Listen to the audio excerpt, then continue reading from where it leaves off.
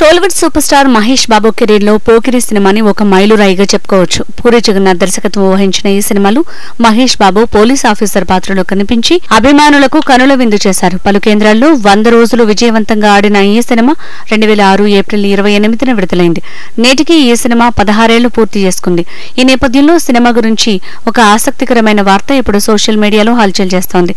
Hot beauty Ileana ఈ సినిమాలో మహేష్ బాబు సరసన హీరోయిన్ గా నటించిన సంగతి తెలిసిందే. అయితే తాజా సమాచారం ప్రకారం పూరి జగన్నాథ్ ముందుగా పోకిరి సినిమా కోసం బాలీవుడ్ బ్యూటీ కంగనా రనౌత్ను సంప్రదించారట. కానీ అప్పటికే ఆమె గ్యాంగ్స్టర్ అనే సినిమాతో బిజీగా ఉండటంతో ఈ సినిమాకి డేట్లు కుదరక నో చెప్పిందట. ఆ తర్వాత ఆయేషా టాకియా, పార్వతి మెల్టన్, దీపికా పదుకునే వంటి కొందరు హీరోయిన్లకు ఈ అవకాశం దొరికింది. కానీ వారు కూడా పలు కారణాల వల్ల ఈ సినిమాని వదులుకోవాల్సి వచ్చింది. ఎట్టకేలకు ఈ గోల్డెన్ ఆఫర్ ఇలియానాకి దక్కింది.